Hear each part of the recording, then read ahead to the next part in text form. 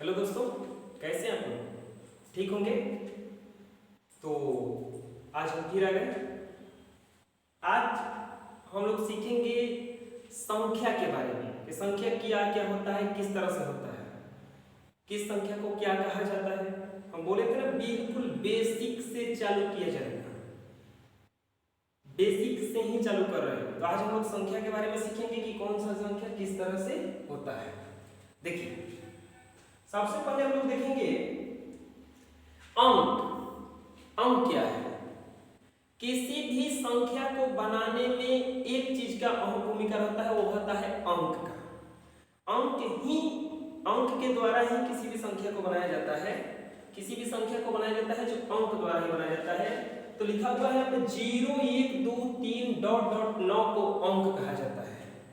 यानी कि 0 1 2 3 4 5 6 7 8 9, ये जितने भी हैं इनको कहा जाता है अंक। कोई भी संख्या जो बनता है वो अंक से ही बनता है। जहां से गणित का शुरुआत होता है उसी को अंक कहा जाता है। पूरा गणित का जितने भी नंबर है ये सब अंक इतना से ही मिलकर के बना होता है। इनकी संख्या कितनी है? 10। इनकी अंक की संख्या जो है, जो एक अंक का संख्या है, इसकी संख्या है 10। और इन्हीं से जाकर के सब मिलकर के टोटल संख्या बनाया गया है, चाहे जितना भी।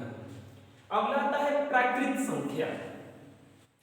गिनती सीखने जब शुरुआत में पढ़ाई करना चालू करता है बच्चा, तो उसको गिनती ही सिखाया जाता है और उसी गिनती के संख्या को कहा जाता है प्राकृत संख्या। उसी गिनती के संख्या को कहा जाता है प्राकृत संख्या। जैसे 1 2 3 4 डॉट डॉट। याद है ना गिनती? कई झप्पड़ खाए होंगे इस गिनती को सीखने के लिए। लिखते होंगे, दिया जाता होगा याद करने के लिए, तो कभी 1 2 5 लिख देते होंगे। ऐसे ही इसी को क्या कहा जाता है? प्राकृत संख्या। गिनती के संख्या को प्राकृत संख्या कहा जाता है। अब पूछता है कि सबसे छोटी प्राकृत संख्या क्या होती है? 1। अब गिनती हम लोग जो सीखते हैं, सिखाया जाता है 100 तक ही होता है, लेकिन गिनती अनंत तक होता है। सिखाया जाता है 100 तक, लेकिन अनंत तक। ये 101 से लेकर के बहुत सारा अनडिफाइंड तक जाता है, अनंत तक जाता है। तो गिनती की संख्या को क्या कहा जाएगा? प्राकृत संख्या। अगला आता है पूर्ण संख्या। अगला आता है पूर्ण संख्या। यदि गिनती की संख्या में शून्य को शामिल कर लिया जाए, यदि गिनती की संख्या में शून्य को शामिल कर लिया जाए तो वो हो जाता है पूर्ण संख्या। गिनती की संख्या में किसको शामिल कर लिया जाए? शून्य को, यानी कि पूर्ण संख्या हो जाता है। जैसे 0 1 2 3 4 डॉट डॉट, तो ये कहलाएगा पूर्ण संख्या। गिनती की संख्या में यदि शून्य को शामिल कर लेंगे तो वो कहलाएगा पूर्ण संख्या। पूर्ण संख्या जो संख्या सिखाया जाता है वो प्राकृत संख्या सिखाया जाता है, लेकिन जब उसमें 0 को शामिल कर लेंगे तो क्या कहलाएगा? पूर्ण संख्या। दिक्कत? अगला आता है पूर्णांक। अगला क्या आता है? पूर्णांक। यदि गिनती की संख्या में शून्य और ऋणात्मक संख्या को शामिल कर लिया जाए, यदि गिनती की संख्या में शून्य और ऋणात्मक संख्या को शामिल कर लिया जाए तो वो बन जाता है पूर्णांक। गिनती की संख्या में शून्य को शामिल कर लिया जाए और किसको शामिल कर लिया जाए? पूर्णांक को शामिल कर लिया जाए, ऋणात्मक संख्या को, -3 -2 -1, तो ये पूरा मिल करके क्या बन जाएगा? पूर्णांक। पूरा मिल करके क्या बन जाएगा? ये पूर्णांक। क्लियर? कुछ ना शामिल करेंगे तो प्राकृत, 0 शामिल कर लेंगे तो पूर्ण, और ऋणात्मक और 0 दोनों को शामिल कर लेंगे तो क्या बन जाएगा? पूर्णांक। एग्जांपल लेते हैं, देखो समझने के लिए, बिल्कुल याद हो जाएगा ये। मान लीजिए कि शुरुआत में कोई लड़का था, तो वो बिल्कुल लड़का था, तो जो भी लड़का था ऐसा कुछ, और यहाँ पे इसका कुछ शादी वगैरह नहीं लगा था, तो बिल्कुल अपने घर का जो भी होगा, बाबू बचवा जो भी होगा कहलाएगा। लेकिन जैसे ही उसका शादी का बात चलने लगता है तो वो हो जाता है किसी और घर का, किसी का दामाद बन जाता है, तो किसी का जीजा बन जाता है, तो किसी का कुछ बन जाता है, ये सब बन जाता है। यानी कि जब कुछ नहीं हुआ रहता है, जब बिल्कुल गिनती 1 से लिखेंगे तो प्राकृत, और जैसे ही उसका शादी का बात चला तो किसी का दामाद जीजा हो गया, यानी कि ये पूर्ण संख्या था था, जैसे ही जीरो को शामिल किए प्राकृत संख्या था, जीरो को शामिल किए तो क्या बन गया ये पूर्ण।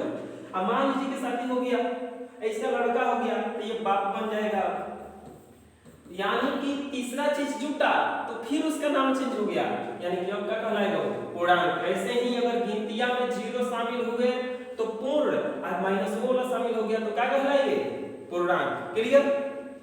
अगला देखते हैं, इसको हटा देते हैं, तुम लोग का ध्यान इसी पर जाएगा ज्यादा। हाँ, अब यहाँ पे अब देखते हैं सम संख्या। अब देखते हैं सम संख्या।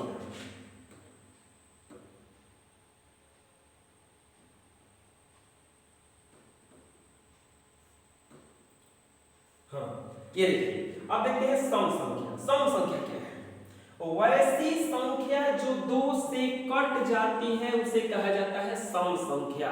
वैसी संख्या जो दो से कट जाती है उसको कहा जाता है सम संख्या। दो से जितना संख्या कट जाए वो सम संख्या है, जैसे 2, 4, 6, 8, 10, 20, 30, 32, ये सब कौन सा संख्या है?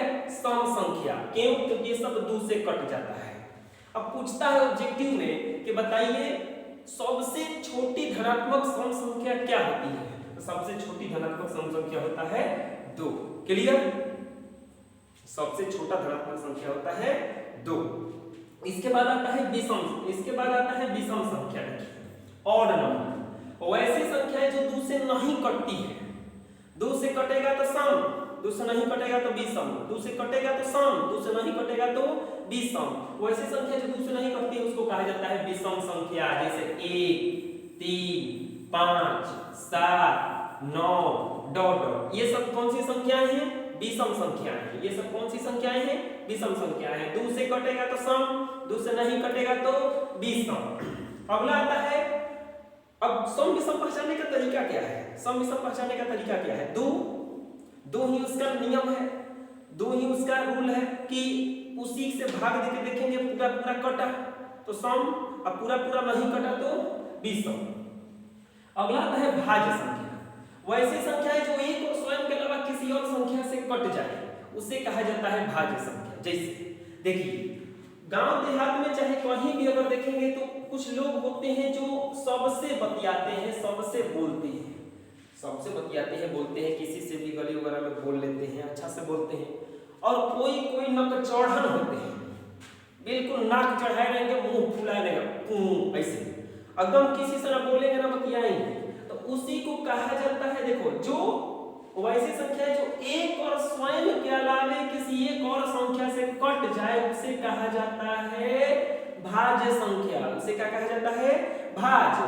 और जो एक और स्वयं के अलावे किसी और से न कटे उसको कहा जाता है अभाज्य।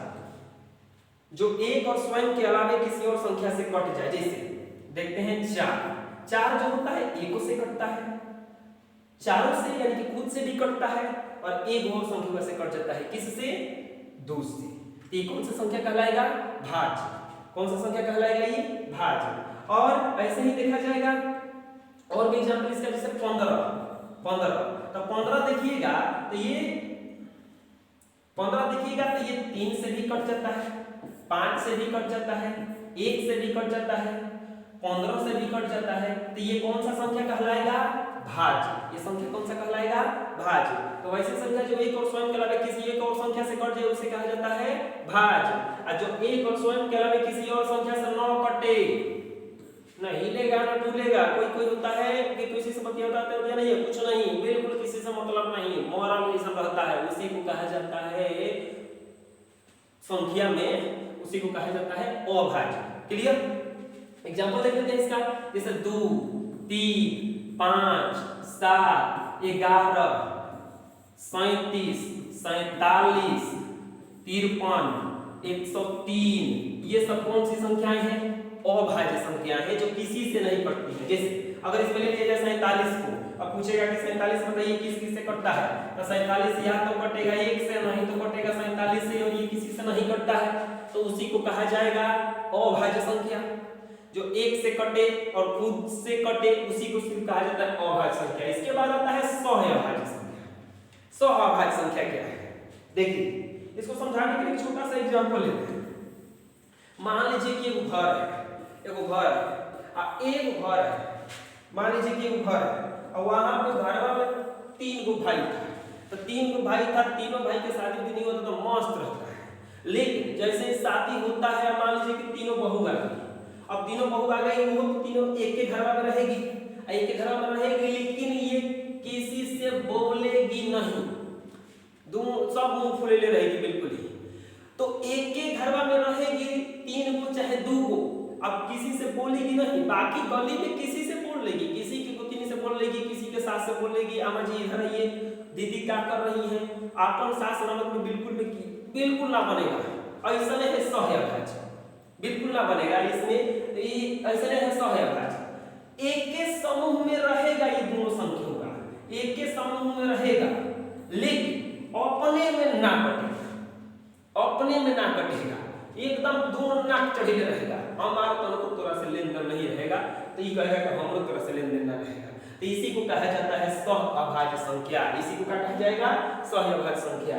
जैसे अब बोलिएगा कि ये तो अभाज्य है 3, इसमें 14 का अभाज्य है, कोई ऐसा भी है क्या कि भाज्य हो लेकिन सहअभाज्य है?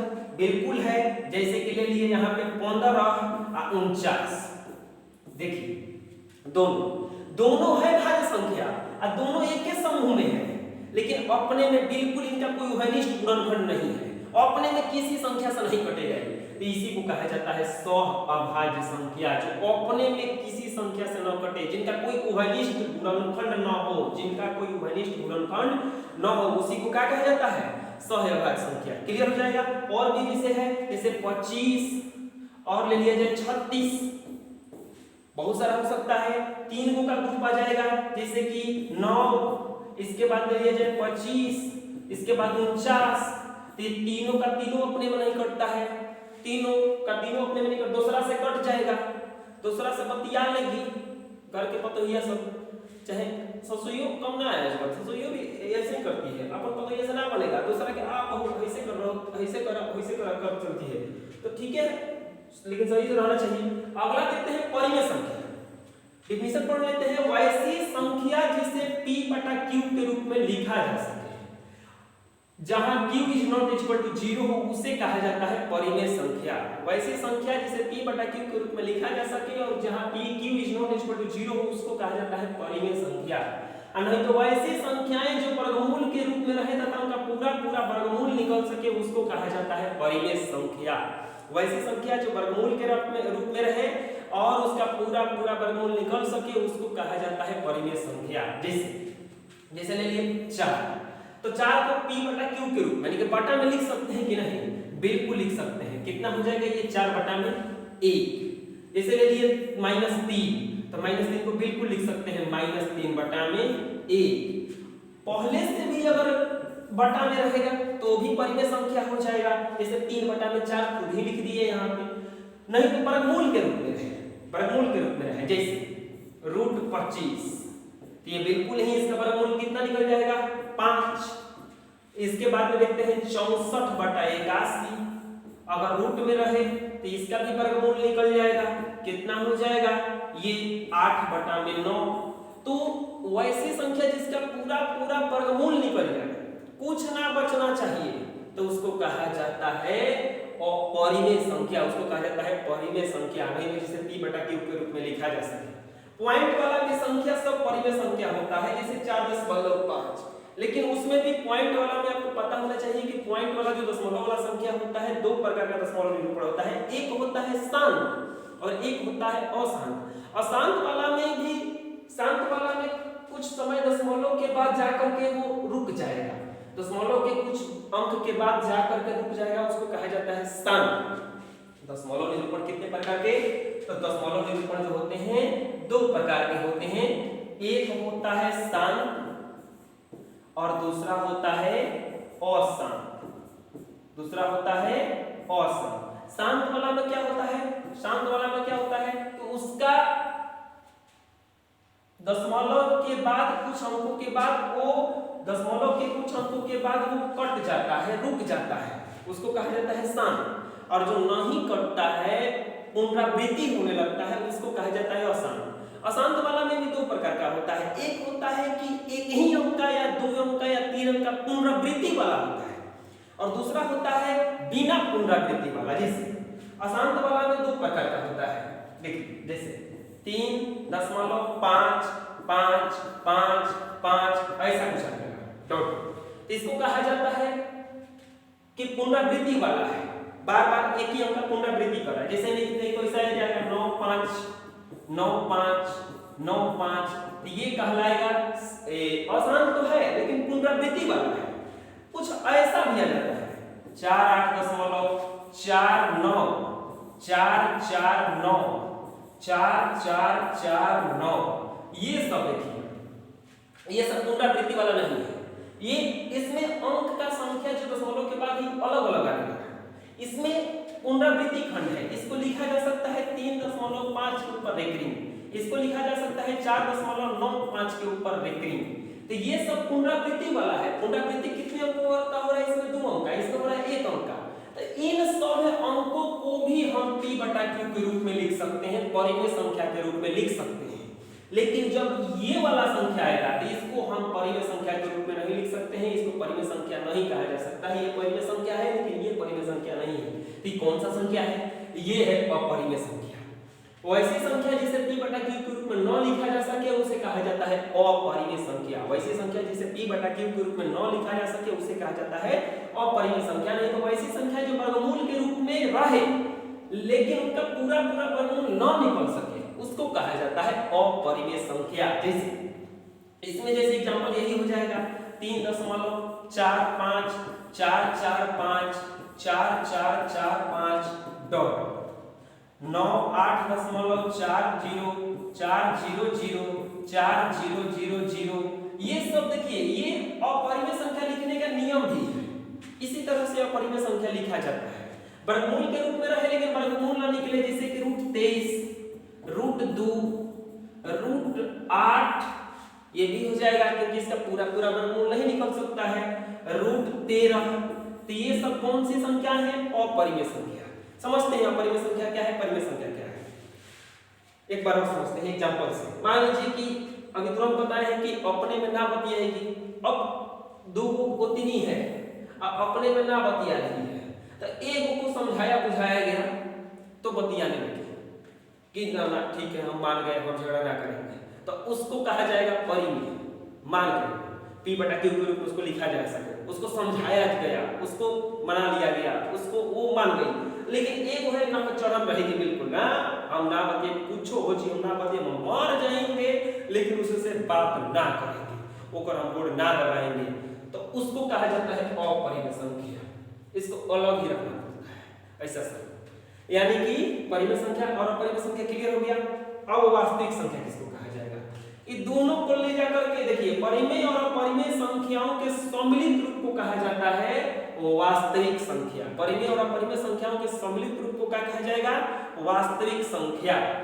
यानी कि एक की झोली में डाल दीजिए दोनों को, 2, √2, 3, √5, ये सब कौन सा संख्या है? वास्तविक संख्या है। एक के बाद लिख दीजिए एक ही में, उसको कहा जाता है वास्तविक संख्या। एक आता है देखिए संख्या रेखा, एक आता है संख्या रेखा। तो संख्या रेखा जैसे कि वैसा रेखा जिस पर संख्याओं को दर्शाया जाता है। यहाँ पे होता है 0, इधर में जाने पर होता है धनात्मक और इधर में जाने पर होता है ऋणात्मक, बीच में होता है 0। बीच में क्या होता है? 0।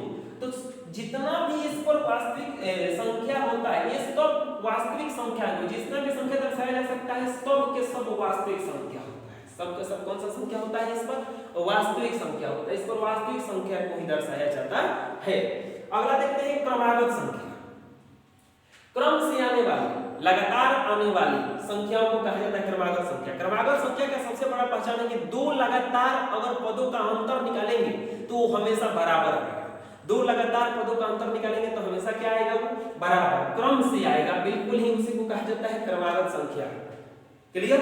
जैसे एग्जांपल देख लेते हैं इसका, जैसे 1, 2, 3, 4, 5, 6, ये सब 4, 8, 12, 16, 18, 20, 1 मिनट, 4, 8, 12, 16, 18 ही होगा।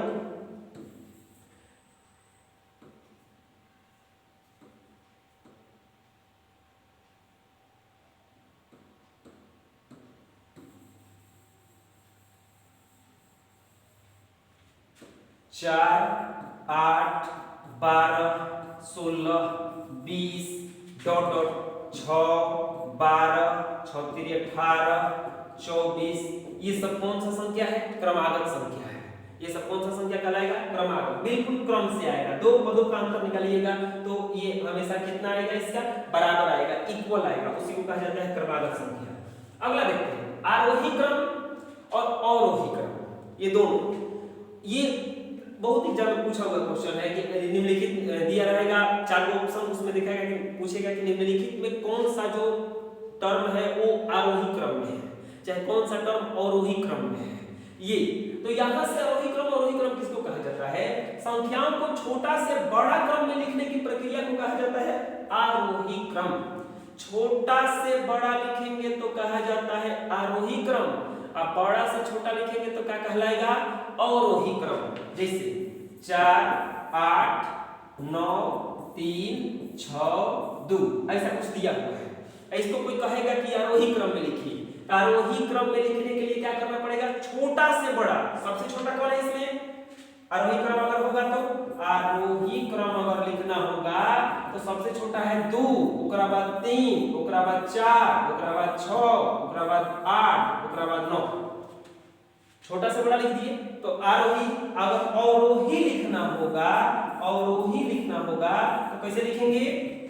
अवरोही लिखना होगा तो बड़ा से छोटा 9, 8, 6, 4, 3, 2 इसको कहा जाता है छोटा। ये बड़ा से छोटा लिख दिए, बड़ा से छोटा लिख दिए तो ये कहलाएगा अवरोही क्रम।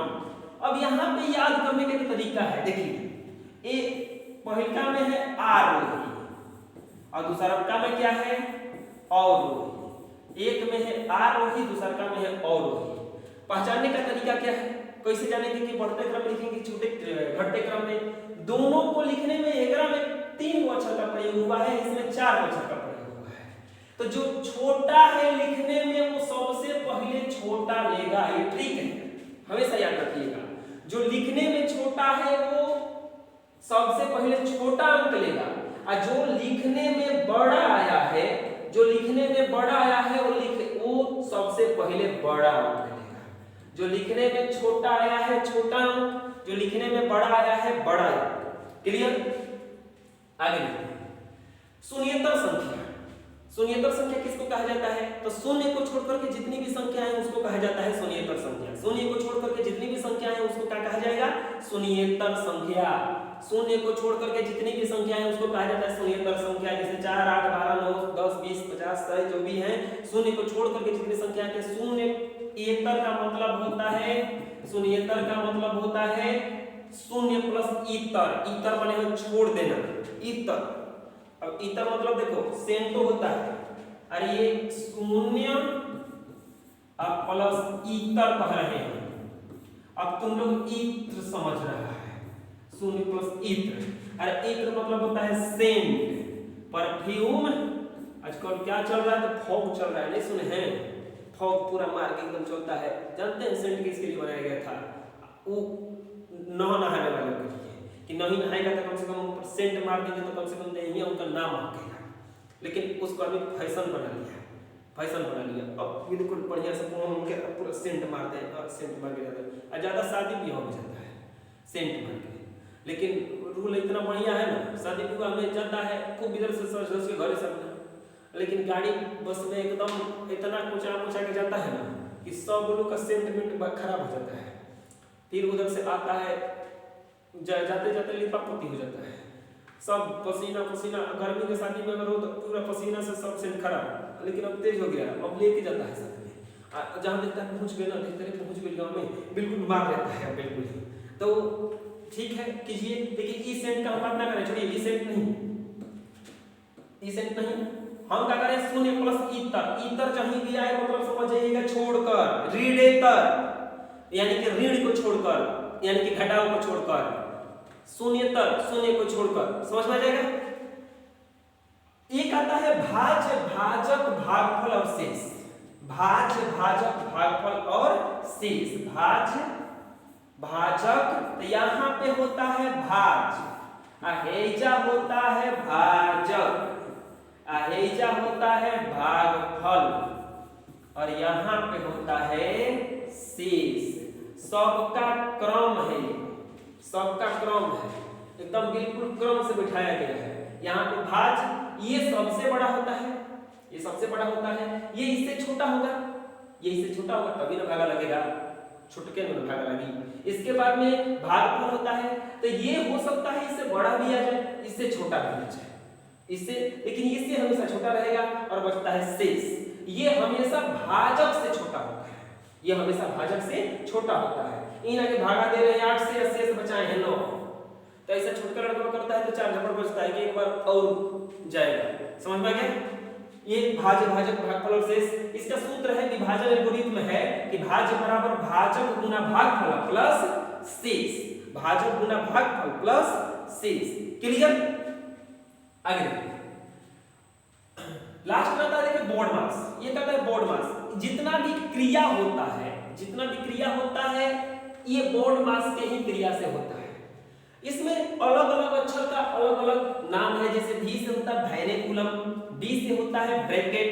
ब्रैकेट 3 प्रकार का होता है, रेखा कोष्ठक, मझला कोष्ठक और बड़ा कोष्ठक, मझला कोष्ठक और छोटा कोष्ठक। इसके बाद आता है ओ से ऑफ, ऑफ का मतलब होता है का मतलब होता है गुना, डी से डिवाइड भागा, एम से मल्टीप्लाई गुना, ऐड से एडिशन जोड़ और सब्ट्रैक्ट से सब्ट्रैक्शन घटाव। ये है आपका वी बोर्ड मास।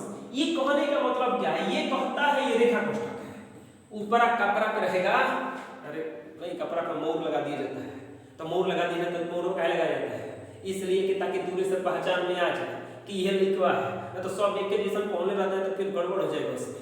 इसीलिए तो वैसा ही है रेखा कोष्ठक, ऊपर कपड़ा पे बैठा रहेगा अंकवा के। जैसे देखिए यहाँ पे 4 का 5 9, 4 का 9 भागा 6 प्लस 2 माइनस 3 गुना 2 अब प्लस 2, ये जब कपड़ा को बिठा दिया जाएगा इसका सिर पे। ये जो है रेखा कोष्ठक है। अब मान लीजिए कितना आ गया तो किसका कैलकुलेशन सबसे पहले करेंगे? तो देखिए बी बोर्ड मास में कहा है कि वैनेकुलम यानी कि रेखा कोष्ठक का क्रिया पहले कर दीजिए, और कोष्ठ अगर आ जाएगा तो सबसे पहले क्रिया किया जाता है छोटा कोष्ठ का। सबसे पहले किसका क्रिया किया जाता है? छोटा कोष्ठ का। उसके बाद क्रिया किया जाता है मझोला कोष्ठ का, और उसके बाद क्रिया किया जाता है बड़ा कोष्ठ का। सरलीकरण में ऐसा क्वेश्चन आता है, सरलीकरण में सिंपलीफिकेशन में आपका बहुत सारा क्वेश्चन ऐसा आएगा। ये जो बताए हैं भाग भाजक वाला, ये नंबर सिस्टम में क्वेश्चन आएगा आपके लिए कि भाजक भागफल का इतना गुना है तो शेष का होगा, ऐसा सब क्वेश्चन आता है। बहुत सारा अच्छा क्वेश्चन करवाया जाएगा अभी। अब बता रहे ना कि बेसिक है, जड़ मजबूत कर रही है समझ लीजिए। जड़ मजबूत हो गया ना, अगर घर बनवाना है, न्यू घर बनवाना है अगर, तो जड़ मजबूत कीजिए पहले, फिर तो इस तला तक उठाइए ना, कोई दिक्कत नहीं है। अरे देर से उठेगा थोड़ा सा, लेकिन मजा तो आएगा ना। ये ना कि जड़ें कमजोर करते सीधे लेकर आए जाएंगे, मान लीजिए कि कोई बड़ा सा चैप्टर, तो समझ में ना आएगा। इसीलिए आप लोग इसको पूरा देख करके पहले क्लियर हो जाइए कि सब क्या है। आगे देखते हैं इसको, इसकी क्रिया कैसे होगा। सबसे पहले वैनेकुलम में रेखा कोष्ठक को हटाना पड़ेगा, तो लिखा जाएगा 4 का 9 भागा 6 प्लस 2 माइनस 3 गुना जोड़ है तो हो जाएगा 4। कितना हो जाएगा? 4। और क्रिया किसका करेंगे?